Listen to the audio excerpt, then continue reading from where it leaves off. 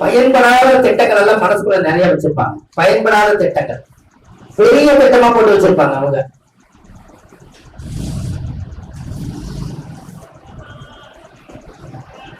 கடைசிக்காகவே கௌரவத்துக்காக வாழக்கூடிய நட்சத்திரம் அஸ்வினி நட்சத்திரமே.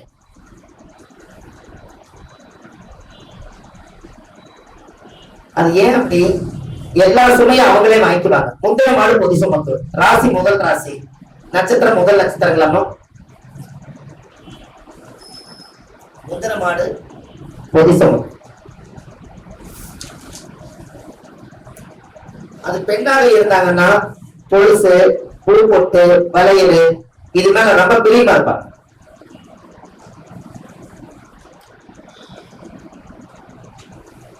வசீகரமான முகம், அவங்களோட ஆத்தா பாட்டை இவங்கெல்லாம் ஆடு வளர்த்த குடும்பம். ஒரு பட்டி ஆடு இருந்துச்சுங்க, சந்தையில வித்துதான் நான் இவங்களை கல்யாணம் பண்ணேன் அப்படின்னு சொல்றதெல்லாம் அது மேச வீடுதான், அஸ்வினி நட்சத்திரத்தை. அந்த காலத்துல ஆடு வளர்த்த குடும்பம். அம்மா அஸ்வினி நட்சத்திரம் அவங்க அவங்களோட வயசானவங்க ஆடு வளர்த்திருக்காங்களாங்கம்மா?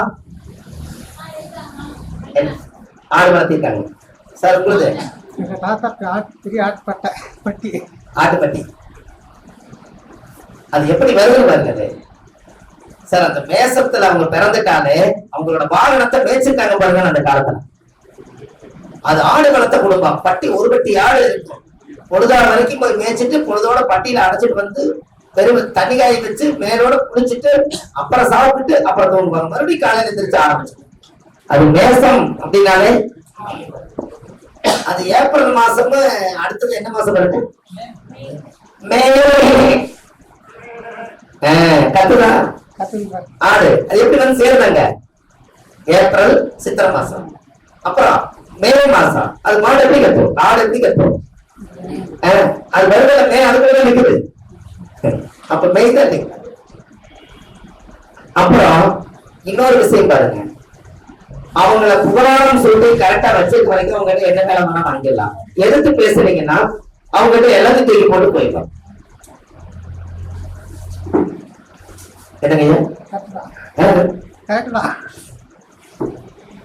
அவரு அஸ்வினி நட்சத்திரம் என்ன சார்? தூக்கி போட்டுருவீங்க. எந்த வேலையும் ரப்பர் பாத்துக்கலாம். அதுக்குதான் பயன்படாத ராசி மேச ராசி. பயன்படாத ராசினா பயன்படாத வேலைகள்ல சிலதெல்லாம் செஞ்சுட்டு மறுபடியும் உணர்ந்து சரியான பாதையில போவாங்க. அதனாலதான் மேசம் பயன்படாத ராசி. ஏன்னா முந்தின மாடு பொதிசம் மட்டும். அதனால எல்லாம் நாடாச்சும் போவாங்க. அந்த சுமையெல்லாம் சுமந்து பார்த்ததுக்கு அப்புறம் தான் இது எதுக்கு நம்ம அவங்களுக்கு உழைக்கணும், நம்ம குடும்பத்தை பார்ப்போம், நம்ம குழந்தைகளை பார்ப்போம் அப்படின்னு அது எப்ப திருப்பி வரும்? அனுபவிச்சுட்டு திருப்பி வரும். அது வரைக்கும் ஒரு ஆளு பின்னாடி போனா பின்னாடியே எல்லாரும் எதுக்கோ போறாங்கன்னு அதுவும் தெரியாம பயன்படாம பின்னாடியே போகும். அப்புறம் அங்க போனதுக்கு அப்புறம் தான் தெரியும் வேலை தாண்ட சொன்னாங்க, முள்ளு குத்தி இருந்தாங்க திருப்பி.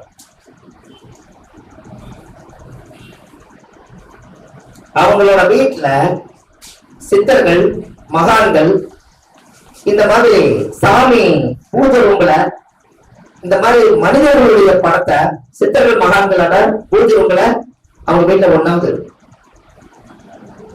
சின்ன வயசுல காசை குளிக்கு அடியில வச்சுட்டு தூங்குன குடும்பமா இருக்கு. மண்ணு தோண்டி காசை போச்சு வைக்கிறாங்கல்ல. அந்த காலத்துல பேங்க் கிடையாது, பத்திரம் கிடையாது, டாக்குமெண்ட் கிடையாது, கூட்டுறவு வங்கி கிடையாது. இந்த காசுகளை எல்லாம் பூமி கடையில தான் வச்சுட்டு நிம்மதியா மேல பாய் விரிச்சு தூங்குவாங்க. அது புதைய ராசி. அது பேசணும் வச்சுக்கணும். செவ்வாய் பூமி இல்லவா, ஆனா பூமி கடையில தான் வைப்பாங்க. அவங்ககிட்ட ஒரு அமோனிஷ சக்தி இருக்கு. அஸ்வினி நட்சத்திரக்காரர்கிட்ட அமோனிஷ சக்தி உண்டு. என்னன்னா அவங்க பிரபஞ்சம் வந்து நம்ம எல்லாம் கேட்டா கிடைக்கும், அவங்களுக்கு புரிஞ்சுக்கிட்டே இருக்கும். அந்த பவர் அவங்களுக்கு இருக்கு. அதே போல குழந்தை உடம்பு சரியில்லைன்னா அஸ்வினி நட்சத்திரத்துக்கு பிறந்தவங்களுக்கு ஒரு துண்ணூறு எடுத்து அந்த குழந்தைக்கு வச்சாங்கன்னா அந்த குழந்தைக்கு ஆஸ்பத்திரி எடுத்து போக வேண்டியதில்லை, அந்த நோய் குணமாயிடும்.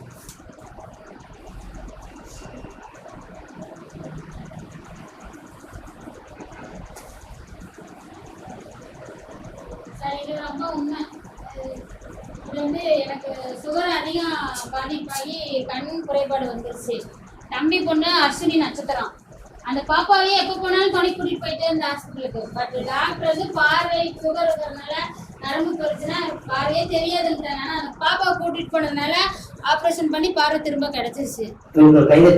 அஸ்வினி டாக்டர் நான் எனக்கு தெரியாமலே இந்த பாப்பா கூட்டிட்டு போயிட்டே இருந்தேன். பார்த்தா அது அஸ்வினி. அப்புறம் தான் ஐயா சொல்றப்பதான் மேட்ச் பண்ண அஸ்வினி அவங்க.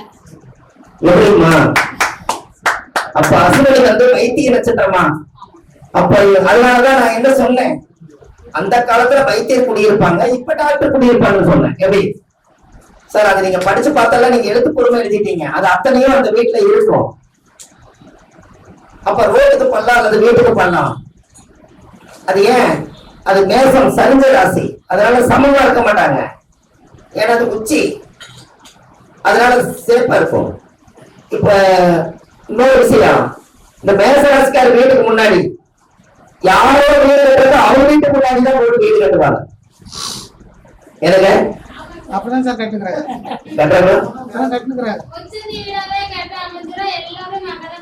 அப்படிதாங்க சார் அந்த வீதியின் ஆரம்பம் எங்க வீடு அப்படிதான். யாரு கட்டினாலும் எங்க இடத்துல அத பாருங்க. அது ஏன்னா அந்த வீடு கட்டுறதுக்கு அந்த 10 வீடு தள்ளிட்டா காலை தண்ணி செய்து போகணும். அங்க இடம் குறுகலா இருக்கு, இது கலாசமா இருக்குதுன்னு சொல்லி லாரி மரணிக்க போட்டு கட்டுவாங்க. அவர் வீட்டை அழைச்சு மூடு கட்டிட்டு இருப்பார். அந்த காலத்துல அந்த மாதிரி எல்லாம் பாருங்க. அந்த ஒரு எப்படி அந்த ஜாதகத்தை இப்ப நட்சத்திரத்தை வச்சு உங்க வீடு இப்படித்தான் இருக்குது, நீங்க உங்க வீடு பக்கத்துல ஒரு மரம் இருக்குது, உங்க வீடு பக்கத்துல ஒரு கோவில் இருக்குது, அது மணி யோசை கேக்குது, இது எல்லாம் நீங்க ஒருத்தர் ஜாதகமே தெரியாதவருக்கு இப்படி அஸ்வதி நட்சத்திரம் சொன்னா உங்ககிட்ட ஏதோ ஒரு மிகப்பெரிய ஒரு அமோதிசி விஷயம் இருக்கு, அவங்க எவ்வளவு நம்புவாங்க? ஏன்னா ஐயா அஸ்வதி நட்சத்திரம் என்ன, ஆமா இவரு நம்ம வீட்டுக்கு ஒரு வரவே இல்லை, அந்த வீட்டுல அங்க அடையாளம் கூட கரெக்டா சொல்றாரு. அப்ப உண்மையாலுமே இவர் வந்து பார்க்காம சொல்றாருன்னா இவர்கிட்ட ஏதோ ஒரு சக்தி இருந்துதான் செயல்படுத்துது. அப்ப இவங்களை நம்ம மதிக்கணும், நாம இவங்களை பார்த்த கையெழுத்து கும்பிடணும் அப்படிங்கிற எண்ணத்துக்கு ஜோசியர் அந்த சரியான வார்த்தை சொல்லித்தான் வாழ்க்கையில ஜெயிச்சிருக்கேன். நான் என்னுடைய ஜாதகத்தை எங்க தாத்தா பார்த்துட்டு வயிற்றுல கரு உருவானவங்களுமே இவரு கப்பல்ல கருப்பான்னு சொன்னாராம் என்னைய. அந்த ஜாதகத்தை பார்த்து வயிற்றுல கரு உண்டாயிருக்குதுன்னா இந்த குழந்தை பிறக்கும், ஆனா கப்பல்ல பிறக்கும் அப்படின்னு சொன்னார். இது எப்படி சார் கப்பல்ல பிறக்கும்? எங்க ஊர்ல கப்பல்ல எப்படி பிறந்திருக்கும்? கிராமம் பரிசல் அந்த ஊர்ல இத்தனை வருஷம் வாங்கி வைக்கல, 2 வண்டி ஓடுது. சரி என்ன இருக்குதுன்னா மழை வெயில் இருக்குது, சரியான மழை, வீடு ஊர கூரைச்சாலை, அதனால அந்த காலத்துல பிளாஸ்டிக் மக்க இருக்குது. குழந்தை மழை பெய்ஞ்ச மழையில பிரசவம் ஆயிடுச்சு கோயில் பக்கத்துல. பிரசவமானதும் மழை தண்ணியில கழுவி எடுத்த அந்த மக்களை உள்ள குழந்தை உள்ள வச்சிட்டாங்க. தண்ணி ஊற வீடு போற தண்ணி, இது பரிசல் மாதிரி உள்ளுக்குள்ளேயே சுத்திக்கிட்டா எங்க அம்மா சொல்றாங்க. எப்படி அப்போ அந்த கப்பல் தான் பிறக்குங்கிறது எந்த லாஜிக் பிடிச்சவர் சொல்லிட்டார் சார். ஜோசி எவ்வளவு சுவையானது, வயிற்றுல உருவான உடனே அவர் சொல்லிக்கிறாருன்னா அப்ப கர்ப்பதிசை எப்படி எடுத்துக்காங்க பாருங்க. ஆதி எந்த பரமநாளிகை தாய் மாதா கர்ப்பத்தில் சென்றது போக நின்றது இருப்பு 7 வருஷம் 6 மாசம் 10 நாள் ஒரு சுக்கர திசை சொல்றீங்கன்னு வச்சுக்காங்க. அப்போ அந்த ஜாதகத்துல 7 வருஷம் 6 மாசம் 10 நாள்னா 20 வருஷம் சுக்கர திசையில மிச்சம் எங்க போச்சு? போன பிறகு நான் சுக்கர திசையில தான் காலம் ஆயிருக்கேன், மீதி இருக்கிற பிறவையில அந்த ஜென்மாவை வாங்கி வந்திருக்கேன், அதனால 20 திசை வருது. அப்படி ஐயா புரியுதா? என்ன புரிஞ்சுங்க?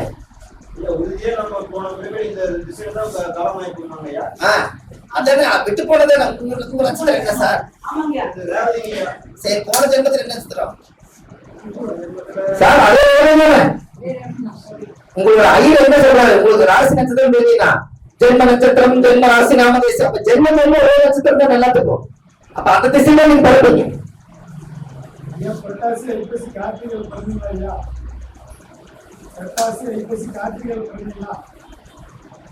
நான் சித்திரை மாசம் சூரிய உச்ச ஐயா, நான் சித்திரை மாசம் பிறந்த ஐயா.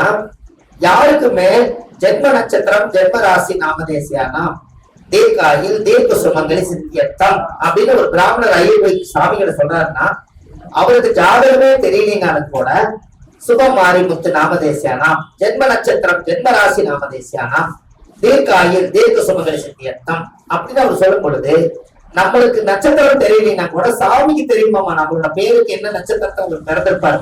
அதனால பிராமணர் என்ன பண்றாருங்க, ஜென்ம நட்சத்திரம் ஜென்ம ராசி சொல்றேன். எல்லா 7 ஜென்மத்துக்கும் ஒரே நட்சத்திரம் தான். ஆன்மா என்னைக்கும் அழிவதில்லை, உடம்பு மட்டும் அழிஞ்சிடும். கரெக்டுங்களா ஐயா? அம்மா கூட கொஞ்சம் முடக்கு ராசி பத்தி சொல்லுங்க ஐயா அப்படின்னு கூட மெசேஜ் காலையில போட்டிருந்தாங்க. அது என்ன முடக்கு ராசி? சூரியன் என்ற நட்சத்திரத்துக்கு அந்த ராசி முடங்கி போகும், அதுதானே சொல்றாரு சார்? அதான்.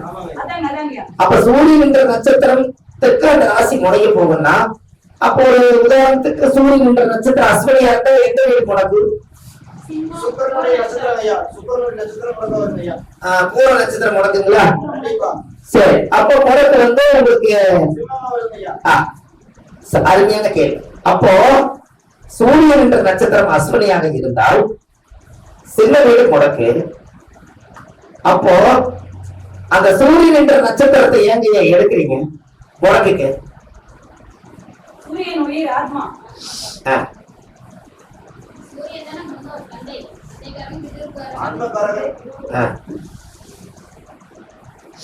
ஒரு தாயுடைய கருவறையில அப்பாவோட உயிர் கருவோயி கரு விதையை உருவாக்கி எல்லா நாளும் உங்க குடும்ப சந்தோஷத்துல வாழ்ந்திருப்பாங்க. அப்பெல்லாம் எல்லா நட்சத்திரத்தினாலும் வாழ்ந்திருப்பாங்க. அப்பவெல்லாம் அந்த கரு பிடிக்கல. சூரியன் என்ற நட்சத்திரம் அஸ்வினின்னு என்னோட ஜாதகத்துல இருக்குதுன்னா அவங்க எல்லா நாளும் வாழ்ந்து முடிச்சுட்டு இந்த ஜென்மாவில சுபமாரிமுத்துங்கிற ஒருத்தர் உலகத்தை கொண்டு வந்ததற்காக அவங்களோட கருவாக்கு தகுந்த நட்சத்திரத்துக்கு அஸ்வினிங்கிற நட்சத்திரத்துலதான் கரு உருவாயிருக்கு. எப்பங்க? தாயுடைய கற்பத்துக்குள்ள. அது வெளியில வர நட்சத்திரம் என்ன? கரெக்டா சொன்னீங்க. யார் சொன்னீங்க சொல்லுங்க. சூப்பர். ஏன்னா இப்ப நான் பூர நட்சத்திரம். அப்ப அஸ்வினியில அப்பா உருவாக்கிட்டாரு, அம்மா பெற்று கொடுத்தது பூரம். அதனால தாயும் தந்தையும் சேர்ந்ததுனாலதான் அது முடக்கு நட்சத்திரத்துக்கு கருணா தோஷம் வர்றதுக்கா. சார் நீங்க சூரியனுக்கு செத்தனை வருஷம், சந்திரனுக்கு செத்தனை வருஷம் சேர்த்துனா இந்த 14 வருஷம் என்ன திசை எங்க உச்சமாகிறாரு? அதனால 16 எப்படி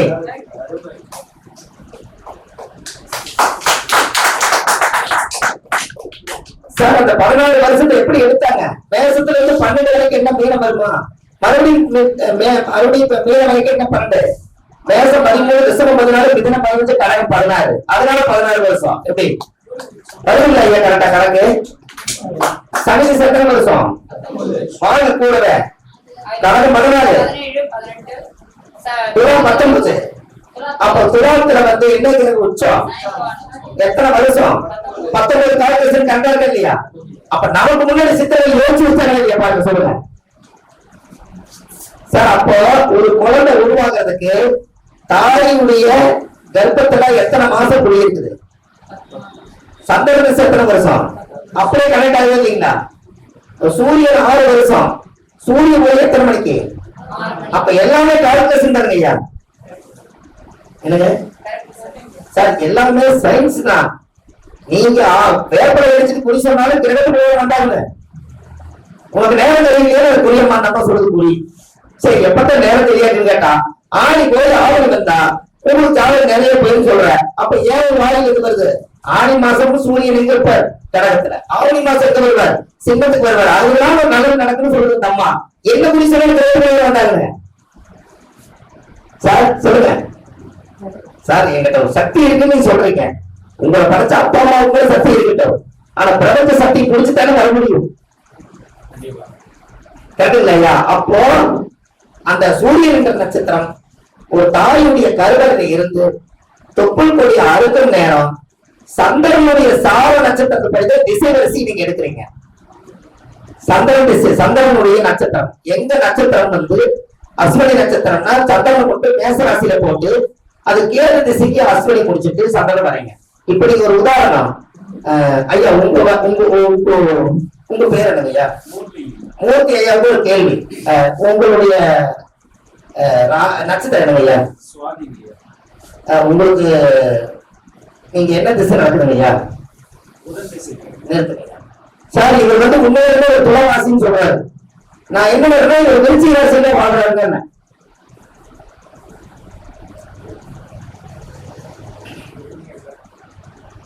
சார் அவர் சுவாதி நட்சத்திரம் துலா ராசிங்களாமா, அவர் விருச்சிக ராசியில வாழ்ந்துட்டு இருக்கிறாருங்க. சார் புரியல, சார் புரியல. ஓகே சார், நீங்க பிறகு என்ன திசை, எவ்வளவு இருப்பு? வெரி குட் ஐயா. அவர் வந்து ராகு திசை 4 வருஷமா, 4 வயசுன்றது ராகு திசை. அடுத்து என்ன திசைங்க ஐயா? குரு திசை வரும்போது சுவாதி முடிஞ்சு என்ன நட்சத்திரம் வரும்? வெரி குட், அது குரு திசை. அதுல 14 வருஷம் 14 20 வயசோட விசாக நட்சத்திரம் எங்க முடிஞ்சிருச்சு? 20 வயசுலயே நீங்க சந்திரன் எங்க இருக்கா? துலாம் இருக்கிற. விசாக முடிஞ்ச அனுச நட்சத்திரம் எங்க வரும்? சனி திசை 19 வருஷம் முடிச்சிட்டீங்க. அப்ப அனுசத்துக்கே சந்திரன் எங்க வந்துட்டாரு? விருச்சிகம் வந்துட்டாரு. இப்ப நீங்க என்ன திசை சொல்றீங்க?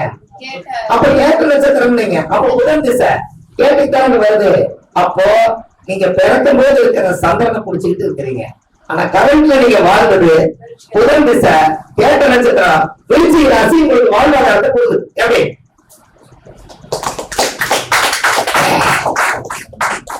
என்ன சார் உழைக்கிறீங்க சார்? சொல்லுங்க சார்.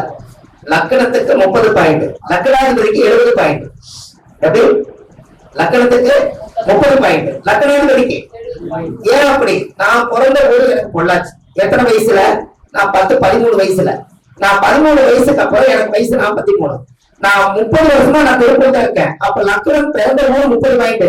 நான் போய் வாழ்றது எத்தனை வருஷம்? அப்ப நான் அதிகமா 70 இருக்கீங்க திருப்பூர். அப்ப எது பேசும்? நான் பேரு புகழ் அட்ரஸ் எல்லாம் நான் இங்க வச்சிருக்கேன். அப்ப எரிசல் போடலாம். அது மாதிரிதான் நீங்களும் எடுக்கணும். பூர்வீகங்கிறது வாழ்க்கையில ஒழுங்குதான். அப்ப இவர் ஜாதகத்துல நட்சத்திரத்துல பிறந்து அவருடைய வயசு வரும்போது அந்த அந்த நட்சத்திரத்தை கடந்து வந்து அவர் ஒரு ராசி விட்டு இன்னொரு ராசியில அவர் வாழ்றதுக்கு முதல்ல ஒரு தெரியணும். எப்படி புரியுதா? அப்ப அவருக்கு விருச்சிக ராசியில தான் இப்ப சந்திரன் போயிட்டு இருக்குது. கரெக்டுங்களா? கரண்ட்ல என்ன போயிட்டு இருக்குங்க? சந்திரன் போயிட்டு இருக்குது. அப்போ புதன் திசை நடக்க போது கேட்ட நட்சத்திரத்தை கடந்து கேட்டில அவர் இருக்க. அப்போ என்ன சார்? அப்போ ஒரு ராசி விட்டு சுவாதி விசாகம் அனுசம் கேட்ட இவருக்கு 4ஆம் திசை நடக்குது. இந்த 4 நட்சத்திரத்தை இப்ப கடந்து வந்திருக்காருல்ல. அம்மா இவருக்கு நட்சத்திரம் 4 இல்ல. பிறந்த இடத்துல நீங்க இருக்கீங்களா சார்? சுவாதியில நிக்கிறீங்க. இப்போ சுவாதியில என்ன குழந்தை காமீங்க? குழந்தை எழுதி இல்ல சார். நீங்க குழந்தை எழுதி இல்ல சார். நல்லா யோசிங்க. கல்யாணம் முடிக்கும் போது ஒருத்தன் டேட்டா பார்த்து கொடுப்பீங்களா? பொறுத்து பார்க்கும் போது ஒருத்தன் டேட்டா பார்த்து கொடுப்பீங்களா? அதான் கொடுப்பீங்க. கரெக்டா சொல்லுங்க. அப்போ குழந்தைய பிறக்கும் போது இருக்கிற டேட்டா பார்த்து கொடுக்குறீங்க. அதே பிறந்த குழந்தைய போட்டா எடுத்து இந்த குழந்தை பொறுத்து பார்த்து கொடுக்காம இப்ப கரண்ட்ல இருக்கிற மாப்பிள்ளை பொண்ணு எது கலகாரம் பண்ணி கொடுக்குறீங்க சொல்லுங்க சார். கரெக்ட். அப்ப நீங்க வளர்ந்ததை காமிக்குதா இல்லையா? அப்ப நீங்க எங்க இருக்கிறீங்கன்னு தெரிஞ்சுக்கணும்ல சார். நான் பூர நட்சத்திரத்துல பிறந்தேன். இப்ப பூரம் வந்து ஒரு 7 வருஷம் இருப்பு. பூரம் முடிச்சு, உத்தரம் முடிச்சு, அப்புறம் அஸ்தம் முடிச்சு, சித்திரம் முடிச்சு, செவ்வாய் முடிச்சு, இப்ப ராகு 5ஆம் திசை. எனக்கு ராகு திசை இப்ப நடக்குது வைங்க. எனக்கு விருச்சிகத்துல அப்ப பூரத்துல இருந்து ராகு வந்துருச்சு. அப்ப ராகு எங்க வர்றாரு? இங்கே நீங்க சொன்ன சுவாமி மெட்டாவா இல்லையா? அப்ப நான் சிம்மம் எனக்கு வேலை செய்யல, சுவாமி எனக்கு வேலை செய்யுது சார். பிறந்தது விட்டுருங்க நீங்க. அப்படி இல்லையல்லங்க. நீங்க கடந்து வந்த பாதை சொல்லு. நீங்க மத்தாச்சல இந்த பக்கம் கரண்ட்ல எங்க ஓடிட்டு இருக்குது? சுவாமி முடிஞ்சு நீங்க அங்க விட்டீங்கல்ல. அப்போ இனிமேல் அப்ப அது விருச்சிக ராசியில கேட்ட நட்சத்திரத்துல நீங்க இருக்கிறதுனால அப்ப விருச்சிக ராசிக்கு மேட்ச் பண்ணி பாருங்க, சரியா வரும். ஒருத்தர் 7 நாடு சனி வந்து வீடு வாசல் கட்டிட்டு சொல்றாங்க. 7 சனியில பண்டுள்ள நாட்டை விட்டு பரதேசம் மூடி சொல்றதான் சொன்னாங்க. அவரு பிறந்த போது அந்த ராசி தயார சனி. அவர் கடந்து வந்த நட்சத்திரம் வேற. எப்படி ஐயா புரியுதா? நட்சத்திர சாதத்தில் அவர் வயசு தாண்டி விட்டாரு. அங்க வேலை அங்க இருக்குது. அவர் அங்க நினைச்சிட்டாரு. அவர் வந்த வாங்க இங்க இல்ல. அதோட ஒரு பாதிக்கல. இப்ப புரியுது சார்? புரியுதா? புரியலையா? சார் நல்லா தெரியுங்க. இப்ப எல்லாத்தோட ராசியுமே கொஞ்சம் நகர்த்துங்க. பிறந்தது ஒரு இடம், வளர்ந்தது ஒரு இடம், இருக்கிறது ஒரு இடம். கரெக்டா? அப்ப அதே மாதிரி உங்க ஜாதகத்துல ஜென்மத்துல பிறக்கும் போதுதான் உங்க ஜென்மம். ஆனா நீங்க இப்ப கரண்ட்ல எங்க இருக்கீங்கன்னு பாருங்க. அந்த நட்சத்திரத்துக்கு ஒரு அர்ச்சனை பண்ணுங்க. உங்க திசையில வேலை செய்யுங்க.